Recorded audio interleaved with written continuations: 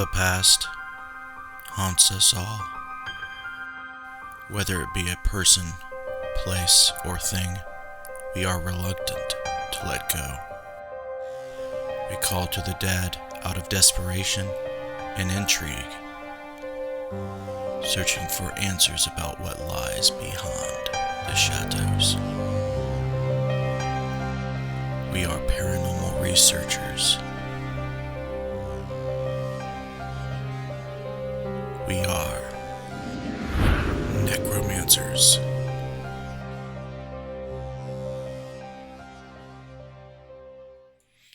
Hello, and welcome to the Necromancer Live Show. I'm your host, Justin Brown, and I'm presenting tonight episode 47 with Jarret Osburn of Pleasantville, Iowa. Jarret is a paranormal researcher, pagan priest, and data analyst for Paranormal Endeavors. When Jarret isn't analyzing evidence from a paranormal investigation, he does outreach work for the Dominion Ministry. Jarret gets called into work on violent hauntings and difficult cases that deal with the paranormal. Before we bring Jarret on, we're going to say hi to our chat moderators this evening. So let's say hi to Jess and Missy tonight. How you girls doing? Good. How are you? I am busy. Been busy all day, just like you. We're getting ready for the Gettysburg Battlefield Bash in Gettysburg this weekend. It's going to be a 3-day camping endeavor and paranormal event with a whole bunch of people. So are you ready for it? Yeah. How about you, Jess? Are you ready for it? I am. I'm excited. All right, guys. If you're watching this show on YouTube, please comment with your questions or your thoughts or your opinions. I'll be checking in with Jessica periodically through the show, and she will take your questions for Jarret. And if you're watching on the Necromancer Facebook page on Facebook, Missy will be reading your comments and your questions for Jarret on that platform as well. So just be patient and we'll get to you. But without further ado, Jarret, buddy, it is nice meeting you. What's going on, man? Hey, greetings and salutations, brother. Hello. You are number 47. What I do on this show is you don't have to be famous. You don't have to be anything but just somebody who is involved in the paranormal. I like to get to know everybody in the field, whether if I'm friends with them on Facebook or not. So here you are on my show. This is what we're going to do tonight, Jarret. I'm going to get to know you. Hopefully you get to know me. Hopefully we will learn from each other and build a stronger relationship and at the same time build a stronger paranormal community while doing so. So are you ready to do that tonight? Oh, absolutely. Good. All right, so this is what we're going to do, Jarret. This is what I always do at the beginning. I want to know why in the hell you do what you do. Like, what happened? Was it an experience? Was it just some choice, interest of yours? Take me all the way back to the origins of why you do what you do. I'm one of those that I didn't choose the paranormal chose me. I was born with gifts that kind of put me out of the ordinary. And my mom recognized it at a very early age and encouraged it rather than trying to tell me it's all in my head or I was making it up, because she's a gifted too. So she was catching on to the people that I was talking to that was not there, because she could see them and hear them as well. When I was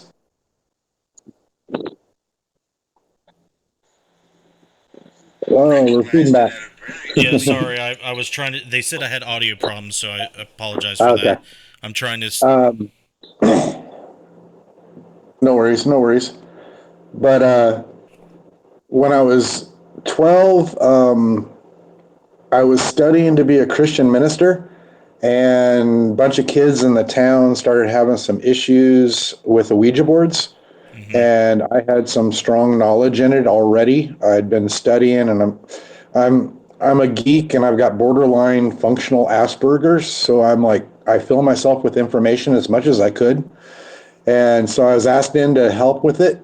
And after dealing with that case, it kind of put me into a situation that 6 years later I would deal with my own personal violent haunting.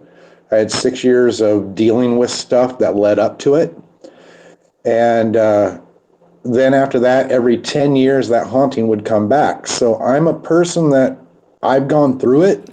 And me going through it, I know how alone I was, and people not believing me, not listening, not knowing what to do, me being lost trying to figure out how to handle these things on my own. I ended up helping other people.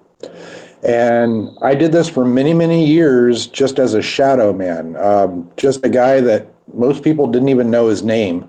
I was just asked to come in on a case. I would come in and fix it, and I would go home. That was it. Did a lot with the realty companies, fixing homes that were constantly being turned over. One house I fixed sold 10 times in 1 year. It wouldn't last longer than 3 weeks in possession. After I fixed that, the one owner's had it for 4 years now. So it's doing really good there. But the big thing is helping the people. That's where my heart is in it. Because when you are going through something that is so unbelievable and people will not listen, and you have to deal with this day in and day out and every night and every morning, you're not sleeping, kids aren't sleeping, you're fighting amongst your family, you're fighting amongst each other. Violence is happening amongst each other as well as odd poltergeist stuff that is happening amongst you. And people just are not the same. When I get those reports 30 days down the road, 60 days down the road, a year, 2 years, and all of that has stopped, that is what means the most to me. Well, yeah, that it sounds like you've gone through some pretty profound stuff in your personal experience. Is that correct? Absolutely. Now, so you're from Iowa. I've definitely been to Iowa. That is not your typical place where people live. That's like the quintessential definition of the Midwest, in my opinion. It's so Correct. it's so flat and so open. My experience that the energies just seem to flow in with the wind out there. Do you Well, know? and that's the big mistake that a lot of people make with Iowa. We actually have all 4 seasons and varied terrains. We do have small mountains and caves and stuff up in the north. There's a lot of cave activities up through there that I've done some investigations through. And it's just the mineral impacts up through those areas. So we got areas where it'll be just flat cornfields, and then we got areas that'll be mountainous and trees. It's not giant mountains. It's still lower on the glacier field, but So it's fair to say that it's got a little bit more flat terrain than most places in the East and West, I would say. oh yeah. Especially when you get down around the mid to southern Iowa, So you get is out is towards the there left. a lot of reports of hauntings, urban legends, a lot of stuff going out on and out in Iowa? Absolutely. One of the huge urban legends that I just love researching is the Van Meter Creature Festival. Back in the 1900s, this pterodactyl type creature was reported by men and women in the town of substantial employment and stature in the town.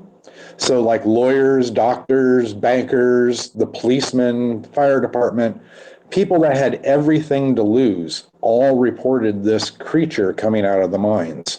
There was heavy documentation over the years and even made newspapers and castings of prints and drawings and all sorts of things of that time. And that happens here in September every year in Iowa. They run that festival. Yeah, that reminds me of the Mothman Festival in September at Point Pleasant, West Virginia. It's right on the Ohio River. Yeah, they're very similar. So fascinating. Everybody knows about the Villisca Axe Murder House. What's your take on that? I spent the night in there. And I didn't do it with an investigating team. I did it with back when I was married, my ex-wife, now my ex-wife, and I and several friends paid for a night to just see what we would get. We went in with very, very little equipment. As a sensitive, I got a lot of play. We had some hardcore skeptics that were left scratching their heads by the end of the night. One lady got really, really ill and ended up puking and blaming it on the dinner that night rather than admitting she was being affected, and those of us that were sensitive were feeling she was. But I spent time, and where I spent the night and did the most was up in the upstairs bedroom where the kids were. And that one closet right in there, I slept in front of that, and all night long that closet kept opening itself up and shutting it. Opening itself up and shutting. That's And creepy. I'd put anything from the house inside in front of that door because I was trying to get some sleep. Everything that I put in front of the door, it would move. Well, I finally ended up going, well, let's try this instead. And I stuck my tennis shoes in front of the door. For some reason, it could not move those. I don't know if it's because it wasn't part of the house or what it was, but it finally kept the door shut all night long. But they rolled the balls with me, had a bunch of fun there. I got a lot of really good EVPs, and that's without any ITC equipment. It was just straight talking and whispers. So we had a lot of good activity that night. That's interesting. I always wondered because that is like a huge, hyped out place. Obviously, the history and the murder that surrounds the history is pretty unique and grim. So, what Mm-hmm. what did it boil down to? Do you think that it's residual energy? Do you think there's intelligent entities there wreaking havoc? What do you think's going on? There's both. And the thing that has happened is it has changed drastically since I was a kid.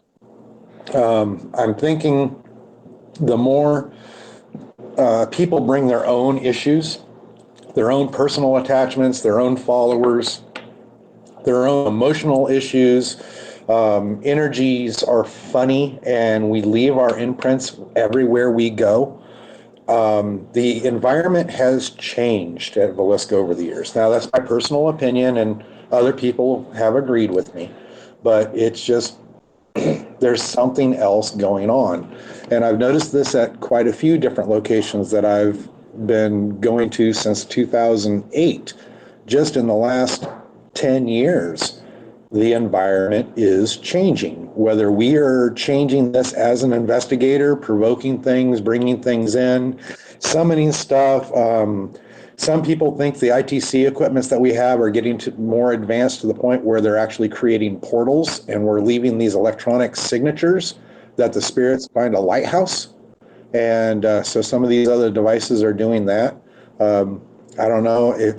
I know I've come across a few equipments that I've had to clean because they've gone bad, or tell them to retire it, just like an Ouija board. It's time to stop using it. If it's constantly bringing dark energies through, you don't want to use that unless you're wanting to talk to a dark energy on a case.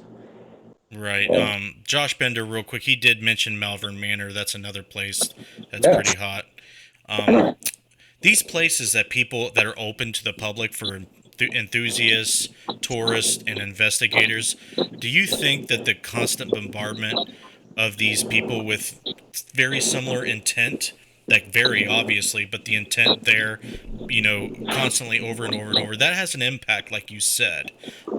You being a metaphysicist, do you agree with the constant bombardment of research in these places?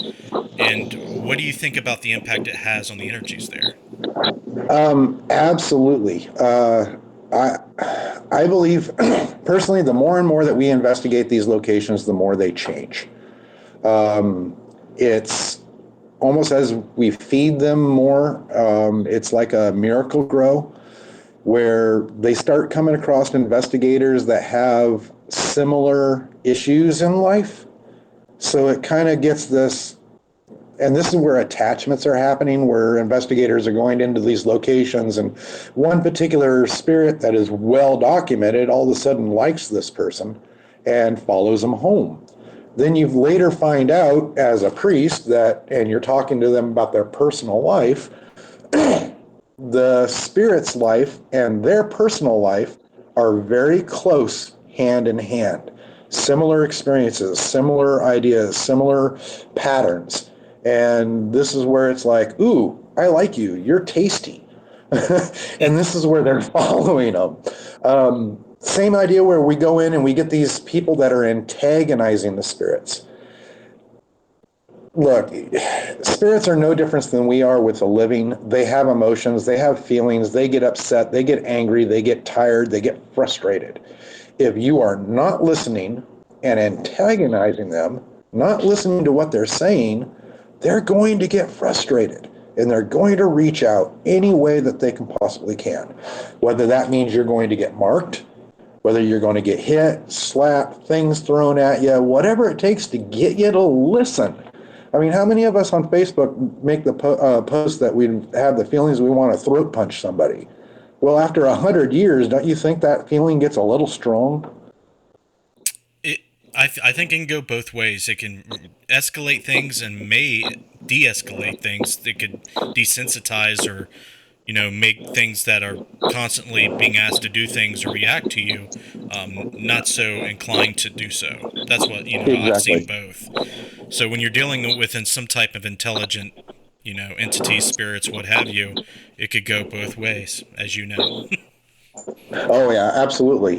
You definitely get the ones where it's this is not a circus, and I'm not your monkey, and I'm not playing with you. They put their Hmm. foot down. It's Yeah. like a paranormal zoo out there. That's true. So before we shift gears here, and I'm going to another direction. If you have a question for Jarrett, please ask. I'm going to go to the chat moderators very soon. So if you have questions for Jarrett, please ask now. Why? Let's shift gears, Jarrett. Why you? Why do you think the universe picked you? Why do you feel so different? Why do you feel like an outcast? Why do you think that you have to walk this road of the paranormal? It's literally been my path. When I turned my back against it, my body rejected, and I got really, really ill for quite a few years. I turned off my gifts and I stopped helping people, and I got married and settled down, and I wanted to raise a family and didn't want to get, my son had gifts, so I didn't want to oversaturate him with stuff. So I turned it all off. Well, in that process, my body started rejecting and I started getting really ill. Um, Over the years, uh, it got worse and worse to the point where medications were getting heavy, and they were messing with me as well. In 2012, it came to a head that I died. I ended up passing away 5 times back to back in the process of them bringing me back, and I died. Bringing me back, and I die. Bringing me back, and I die. Wow. And when they finally brought me back, I was at 40% oxygen to my brain. And they put me in a coma. I spent the next 5 days in this coma. They didn't know whether they could wake me up or not, if I'd even talk, walk, or even function, let alone, use the bathroom. When they finally did, I came out real quickly, and within 3 days, I walked out of that hospital. The next several years, I noticed I was not quite the same. Something was different about me. My family noticed it was different. My marriage collapsed, got a divorce. I was a little more solid in my beliefs, and started thinking more that strength came more from my perseverance and my energies. And I decided to go ahead and finish my priesthood. And from there on out, it has developed in the last almost 4 years since I got my priesthood. It's just been developing and developing and developing to where my abilities are getting stronger. I've got new ones that are popping up. And this walk-in that happened when I passed away and came back, this entity that is with me, and I'm still wrapping my head around this one. I'm still not 100% sure on it, but there's enough people in the paranormal and psychic medium fields that have all caught on to it, that when I passed away and came back, an entity decided to join my body. And it's been helping with this paranormal stuff. It's been helping fix things. It's been helping me figure out portals and Ouija boards and vortexes. It's been pointing out when people have attachments. I literally see their faces change when I first meet them. I can see the other entities that are with them. So I'm going through all this, but the rational brain, my scientific mind is going, that's crazy. Right. Been there. And we literally go through these things of what we think the world is and then the evidence that we're put in front of us. I had 4 locations that we went into that it was not my equipment, it was other teams that was there, and in those locations, the spirit realm, the spirits that were there at that location were talking about what happened to me, why I do what I do, and what my fate is. So it was a slap to the face of this reality that even the ghosts are talking about it. That's interesting. Lisa Peters sent me your full bio that you sent her, and something caught my eye. You say you use the light and the dark. Okay. Now Absolutely. this entity that you feel with you, do you feel that it's just as capable of doing good as well as something not so good? I mean, do you feel? No, it is completely about balance. It is totally about balance. It is obsessed with the scales. It is obsessed with rules. It is. There's nothing malicious about it.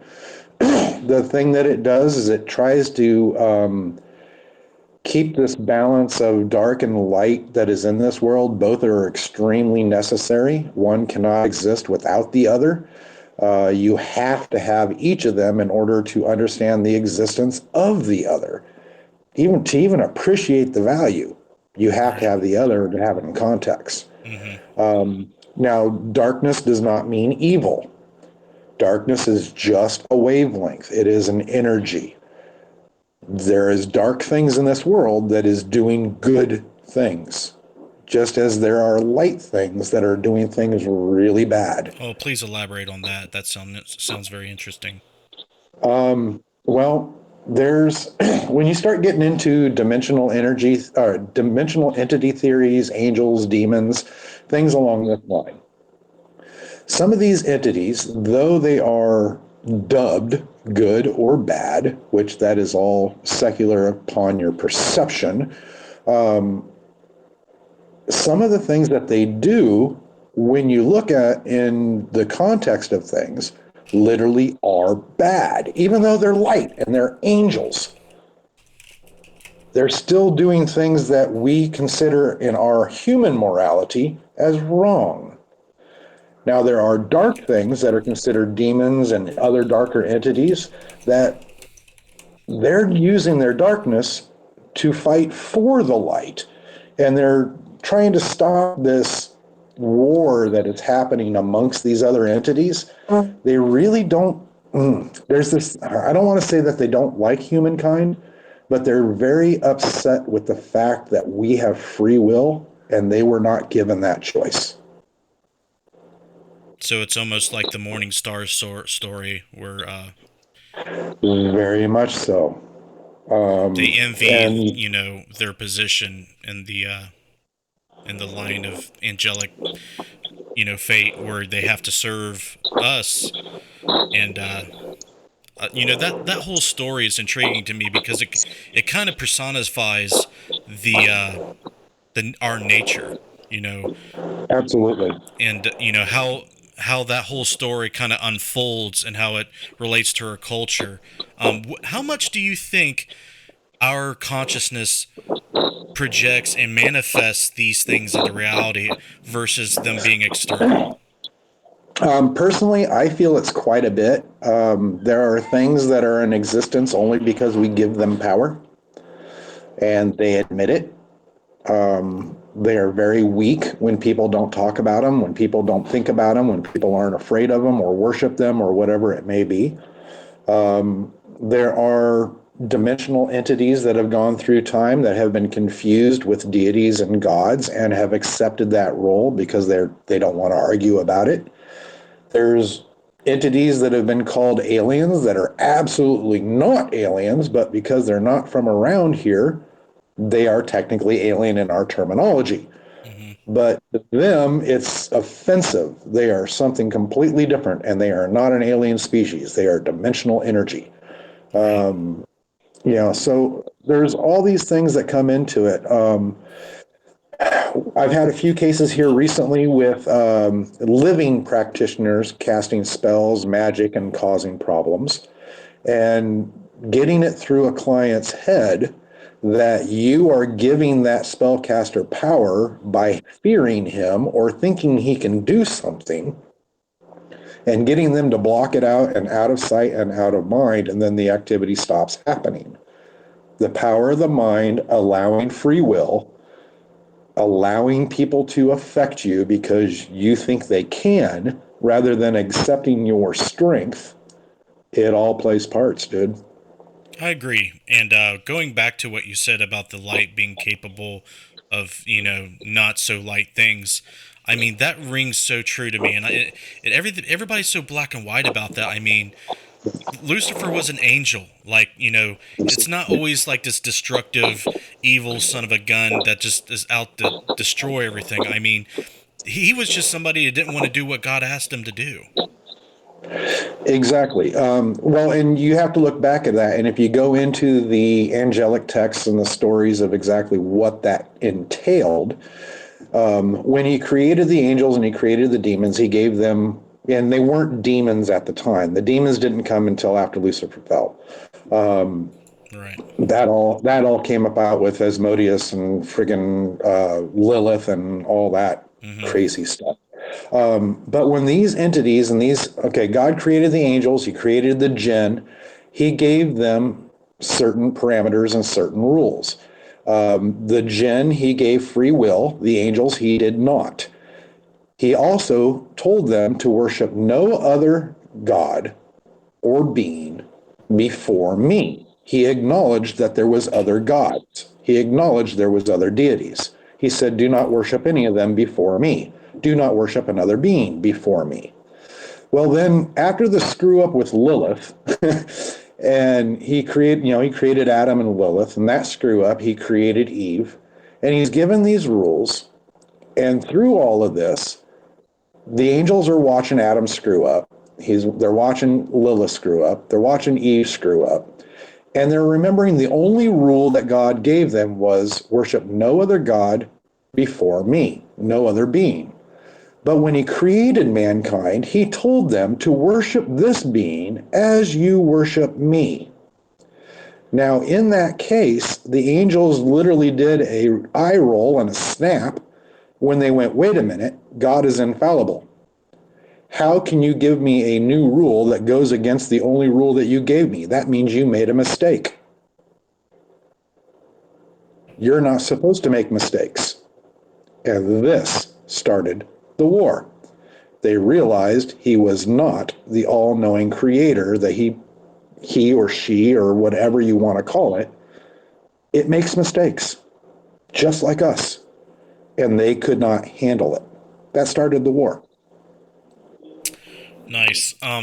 Let's go to the chat for questions. I did see one. Jess, there's no one on Facebook yet that I see. Maybe one or two. But Jess, go ahead and ask the questions that you see. Sure. Bozard asks, is it possible to have more than one attachment, a good one and a bad one? Mm-hmm. In my experience, absolutely. I just got done meeting a young lady here a few months ago that had a little over 300 dimensional entities inside of her body. They were not always there at one time. Sometimes it would be about 15 to 30 at any given time, but it was documented over 300. And she's kind of a host, kind of a hotel until they find permanent residence. I've come, and some of those are not so nice. They get her in trouble. And she's learned over the years which ones to listen to and which ones to second guess. I've come across a few people that have dealt with spirit attachments. The lady that I helped with the Dead Files case, she had quite a few in her house that she helped. And so she had them constantly coming in and out of her house. And when she was having problems, she couldn't deal with them. So it became an issue. There was good ones, there was bad ones, and she couldn't help them. But after that, after I helped with the house itself, we helped her with, well, it was about 20 of us that helped her with the aftercare. And over the last year, she's learned, the corrections in her chakras, the corrections in her energies, and all these different things through psychology and or psychiatry and different aspects that we have turned her on to talk to. She is finally at a point where she's helping the spirits again. Some of the good ones and some of the bad ones, as usual. We all get them as mediums and psychics. Again, good and bad is subjective to perception. Morality as a human is just that. The morality on a spiritual realm is a totally different subject. So, yeah, it is. We can have more than one around us. We can have more than one affecting us. We can have a good cop and a bad cop as a spirit guide, where one will tell you to go out and rob the store, and then he gets excited when you don't. He goes, "I knew you could do it." It's just sometimes you get assholes. Okay, so let's shift your gears a little bit now. What are some of the things that you do in the spiritual realm on the metaphysical side of things? And then after we get into that, I want to go into the whole data analysis stuff you do, because it seems like those things are kind of different in the parafield. Oh, absolutely. Absolutely. Well, on the spiritual side, I'm a psychic medium empath. It does not mean I can read minds. I get flashes when I'm because I'm psychokinetic. I touch things or I touch people, and I can pick up things in their head or in their past or in their heart, their emotions. But I can't tell you what color you're thinking. And I can't tell you what the lottery numbers are going to be. It doesn't work that way. I wouldn't be a poor priest if I could. I wish it was.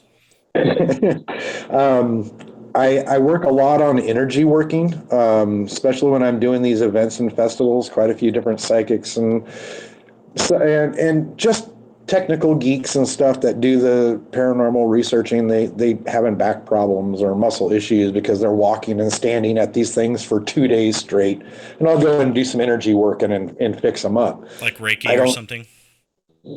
Kind of, but it's not Reiki. I use energy fields. It is strictly dimensional energy. And it's something that can be felt when I'm doing it. I've had people that are not sensitive, that are not psychics. I'll be in another room where they cannot see me, and as I'm doing my energy work to cleanse a house, they will feel it and go, "What was that?" That's kind of validating. I love that. I learned that even though I use some traditional witchcraft and I'm an omnist, so I look at every religion as a path. So even Christianity, I look at voodoo, you name it. I'm looking at it. So I have lots of different ways to cleanse a house. But the other thing I realized was I can't always use smoke. I can't always use scents, from allergies to fire alarms to restrictions and fire codes to all these different things in these areas that I was walking into. So this energy healing that I've been doing for so long, I experimented and went a different route, and now I'm using that energy field to flush a house. I can push the spirits that are negative completely out of the house to where they cannot come in anymore. And it opens up activity to the more positive spirits that are around, like some of these locations that I've done where people go to investigate.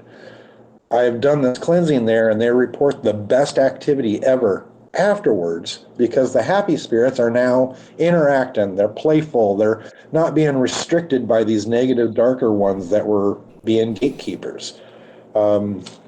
I sometimes have to seal boards when it comes to Ouija boards. They get to a point where they drunk dial the darkness on you all the time, and they're just bad. So I will cut the cord and seal them so they do not work again. Yeah. That's a lot of that's very interesting. I'm curious. I'll probably talk to you later on after the show about the dimensional energies you speak of. That sounds interesting. But what do you do for Paranormal Endeavors? Are you just do a lot of review for them? Or do you investigate with them too? Yeah, no, I'm kind of like the dad on the team right now. Oh I'll let him out gosh. there. uh, Eric brought me on 2 years ago for my knowledge and expertise that I have and helping with the shielding and just bringing a different flavor to the team. And so I investigated with them, and I came on as since I'm retired, I had the free time to do the evidence analysis. So started getting into that, and I've been doing that for 2 years with them.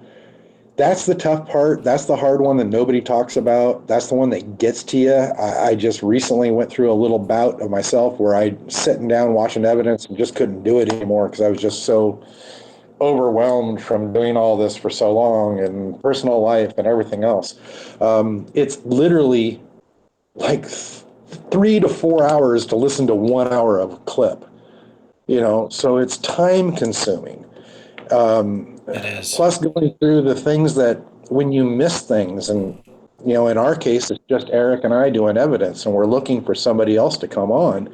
It's just the two of us, and a lot of times it's just us alone at the computer, one of us.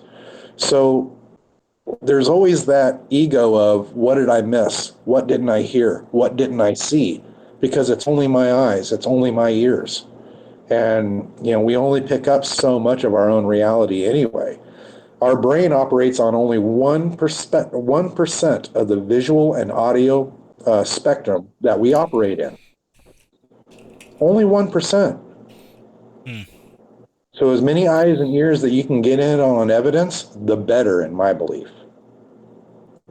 It is. I can relate to what you go through on the evidence review. I pretty much do it on my own for my team.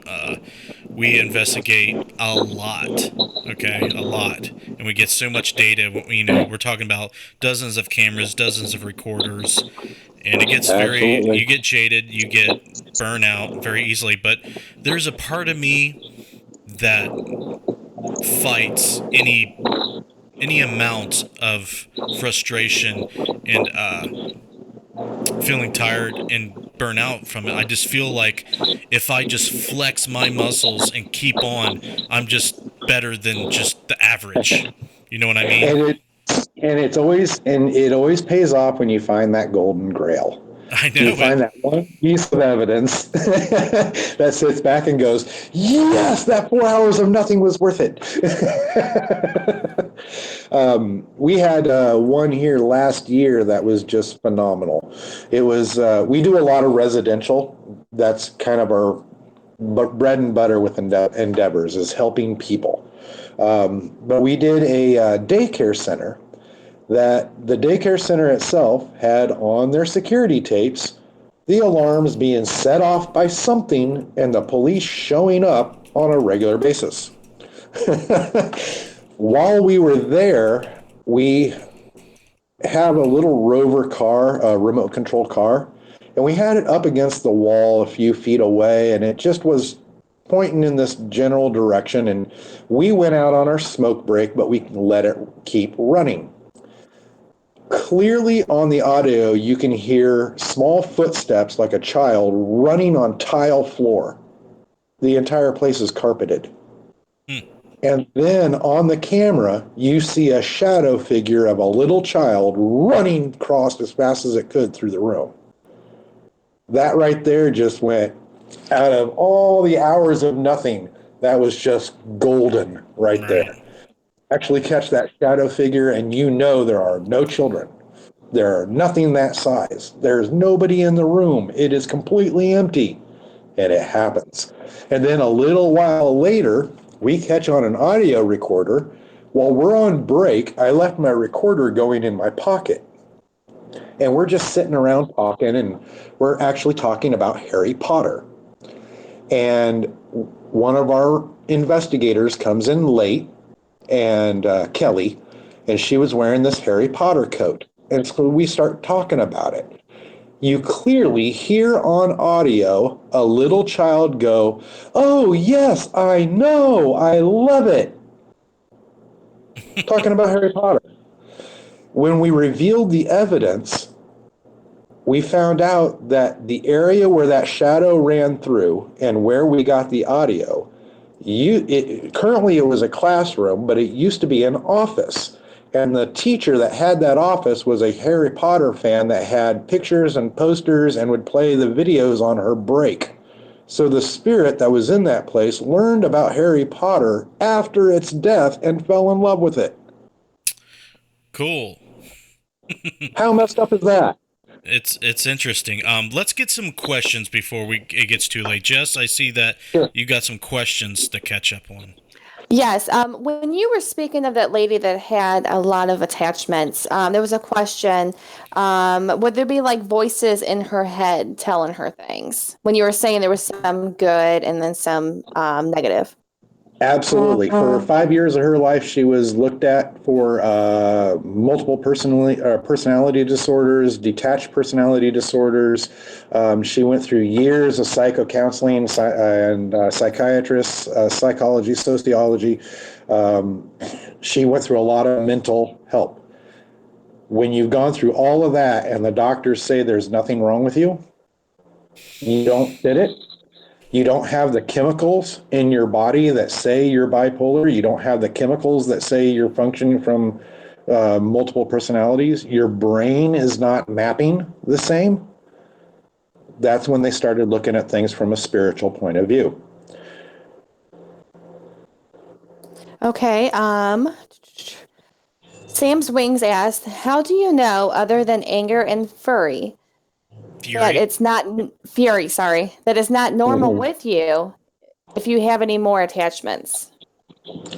The secret with any investigator that's going into this field, now this is for people that deal with it in their homes too, but especially for investigators, know thyself.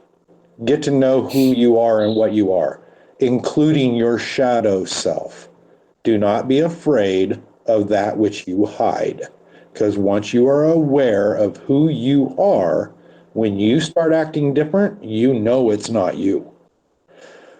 This is the same instance when you're coming into your people that you work with. Get to know each other really well. Become friends.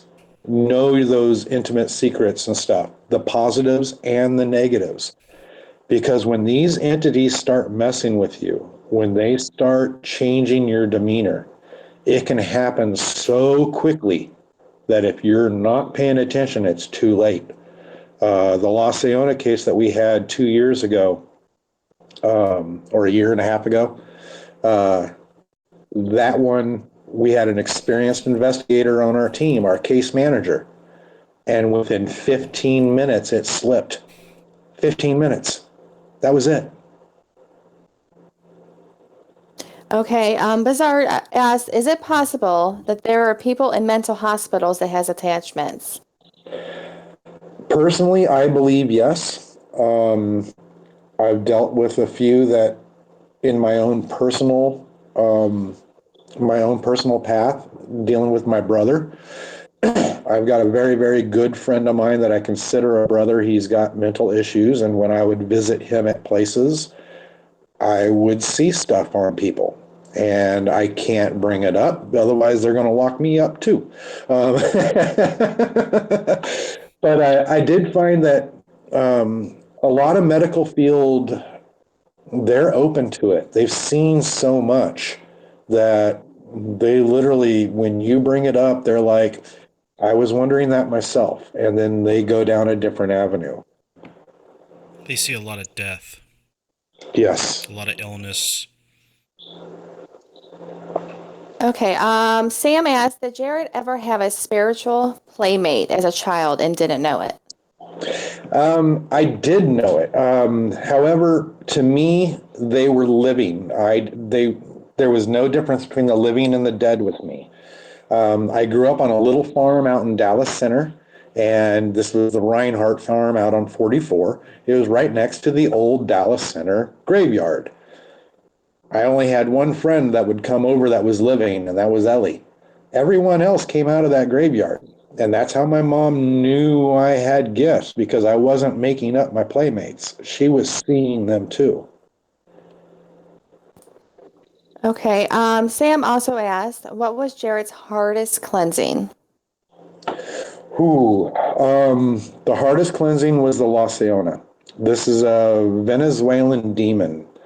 The weeping woman, or the wailing woman, is what she's commonly known as. In this case, within 15 minutes of being in the house, we were all being affected and being hit. We were having multiple smashes into our ribs that felt like a machete was cutting through us. Within 20 minutes of being in the house, the first investigator was affected, and I had to do blessings. And I ended up puking my guts out, and it's all on tape. It's all on film.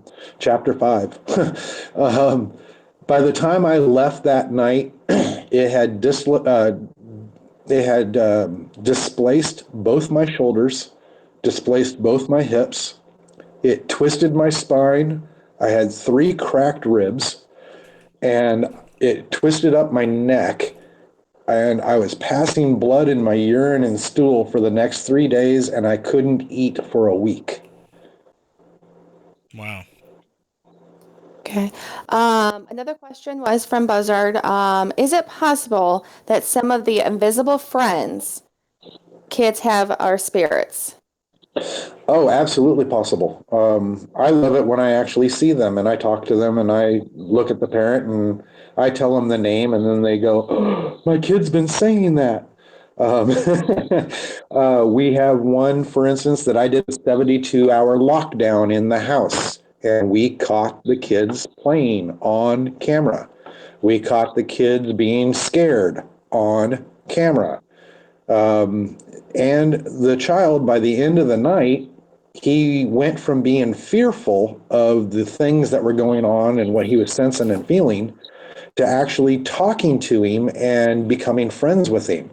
It's now been over a year, and they are best pals, best buddies, and they help each other. It's been a great turnaround. Interesting. Jess is combing through the Yes. comments. Yes. It looks like this might be the last one. Sam, she asked, has Jarrett ever heard of the name Zula? I think I'm pronouncing that right. Mm-hmm. Okay.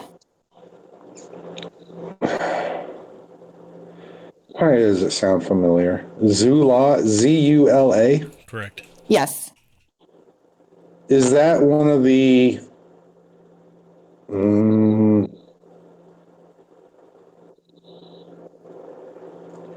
it's...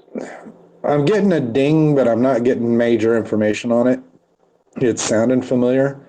I'm trying to figure out if it's one of those associative names that it has like 9 different ones it goes by. But sorry, brains farting on that one. And for those that don't know, I do deal with early onset Alzheimer's. And so that's kind of why I do what I do right now, is I'm trying to share as much information as I can and help as many people as I can before I am no longer able to do this. There will be a point where my brain is going to make me vulnerable, and I'll have to step back and I'll have to step aside. So I'm trying to get as much information out there as I can with all the years that I've done, and help as many families as I can while I'm still doing this. So sometimes my brain goes a little south and I forget things. Yeah, Sam said that the Ouija board spelt that name to her when she was younger. Okay, yeah, that's what I thought. It was it goes in the line of Zozo, David, Zula, Zuzu. It's a collective entity. I thought it sounded familiar. It's a collective energy entity. There's some people out right now that are trying to say Zozo is a demon. Personally, I don't believe it is. It is a collection energy.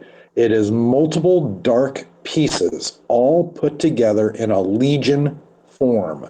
This is why people get it confused with legion. This is why people get it confused with demons, because it's multiple dark energies inhabiting one focus spot. It's gone by many names over 300 years of documentation of using boards. During the 80s and 90s, it went by David. In fact, they used it in a movie for what, Witchboard. They hit on it because that name was so heavy in the spiritual realm. In the last, since the late 90s to now, it's been calling itself Zuzu, Zulu, and Zozo. There's also Nunu and No that it comes out as. It's the same frickin' energy. It's just a dark, negative mass. Spells don't work on it. Chants, prayers don't work on it. The only thing that works for cleansing it that I have personally found, in my opinion, is energy work. I can cleanse a house of its energy and it'll never come in again. Shut that board and cleanse out that negative energy. All right, real quick, we're going to go over to Missy and Facebook. We haven't had a lot of viewers, but we're just now getting some in.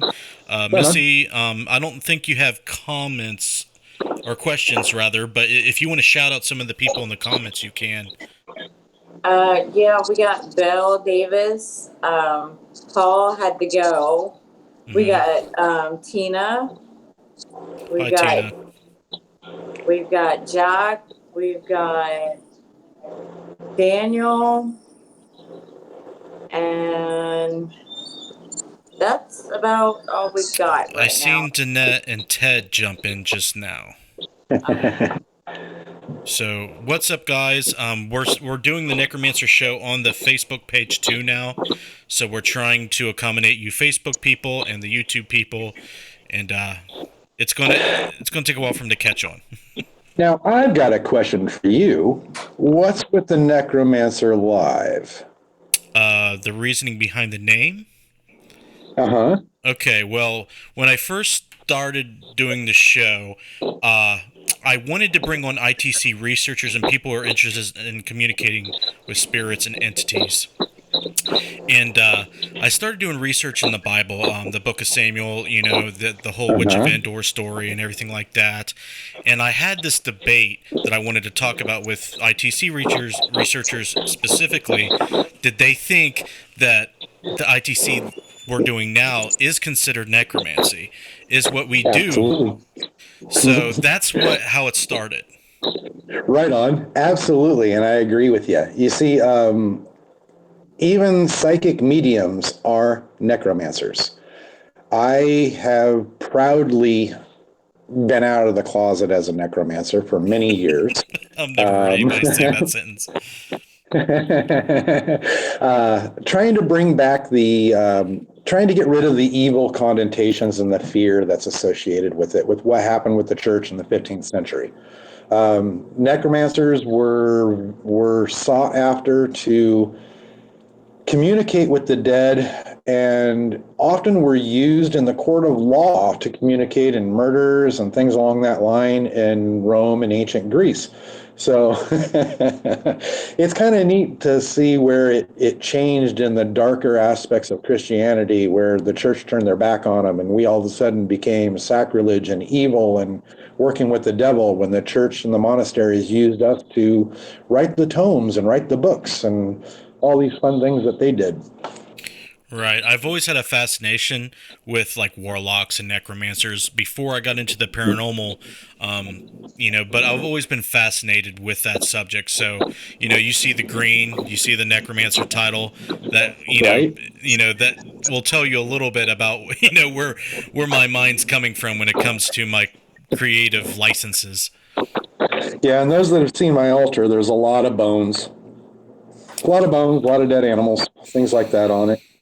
All right. Well, right on. Well, Jarrett, I'd hate to cut you short, man, but it's been an hour, buddy. It goes by fast, don't Right it? on.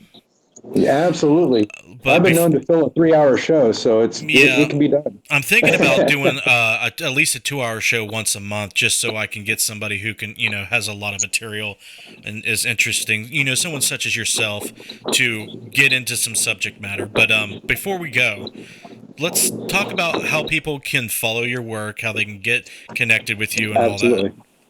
Absolutely. Check out Paranormal Endeavors on YouTube and Facebook. It's under Klein Studios. It's Paranormal Endeavors Klein Studios on YouTube. Paranormal Endeavors on Facebook. Jarret Osburn on Facebook is my personal page, and it's spelled different. It's JerrettOsburn. Also, Endeavors will be here in a matter of weeks. We're going to be launching on Vimeo, Vimeo, Vimeo. We're going to be having all of our episodes available for download individually, as well as the movie that we shot called The Diviner. This is a fiction movie based on true events. It's about a psychic medium coming into his abilities and awakening, going through college, trying to figure out where his place is. He gets into the paranormal world and kind of meets his mentor, and it goes from there. So that will be the first thing that will be up on Vimeo, and then our episodes will be coming out after that. But yeah, check all those out. The Dominion Ministry, if you are in a situation where it is up and above your head, it's up and above you as an investigator, and you don't know how to help the client, get a hold of us at the links are right there. Look down. It's right there below you. Click on there. The Dominion Ministry outreach on Facebook as well. Reach out to us. We have people in, I believe, every state in the United States, so we can get out there. And if we don't have somebody in the Dominion personally, we do know somebody within our own personal connections that can reach out to you and try and help and do the best you can. So don't feel like you have to tackle this alone, please. Very, very good words to end on, Jarrett. It's been a pleasure meeting you. I always love meeting, different people that have their own look on the paranormal and have their own life experience, because consciousness is subjective for a reason. And I like to draw from the subjective, experiences and consciousness of others to bring us closer together. Some people like to think it divides us, but I don't think that. So I support you, buddy. I'm here for you when you need me, and I'm glad you came on, and thank you very much for sharing your knowledge and experiences with us tonight.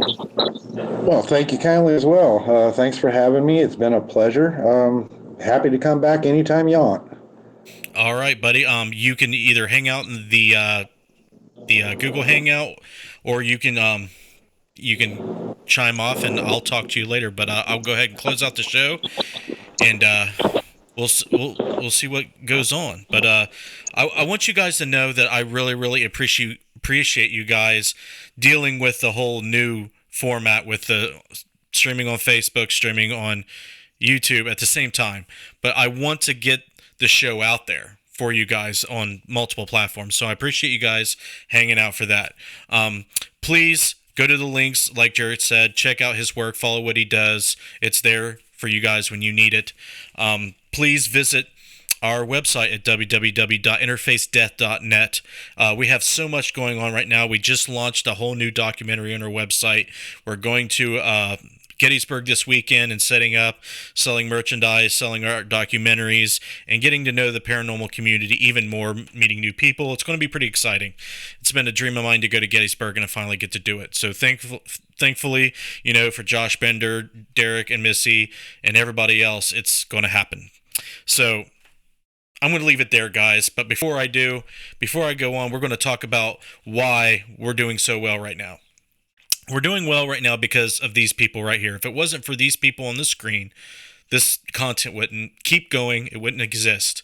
All the documentaries we do, everything that we do, we just wouldn't have the energy or the money to do it. So Christy Brown, Clay Borman, Matthew Jackson, Matt Bitton, Bill Davis, Gwendolyn Guthrie, very newest patron, pledger, Scott Stewart, Jessica Bias, RJ Murphy, Liz Coy, and Danette Goldtrap. Thank you very much.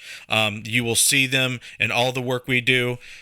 Like I said, without them, this stuff wouldn't be possible. If you want to support us on Patreon, get rewarded for doing so, check us out at www.patreon.com/support interface death. The links are in the description of these videos on Facebook and YouTube, so please consider doing that if you like the content you see. You guys have been great. I love you guys, but I got to get out of here. We got a lot of stuff to do to get ready for tomorrow. I love you guys. You're in my heart each and every day, each and every week. Come back to us next Tuesday and Wednesday again for some more paranormal shenanigans. You guys have a good evening. Stick around for the video promotions at the end. We will see you next time.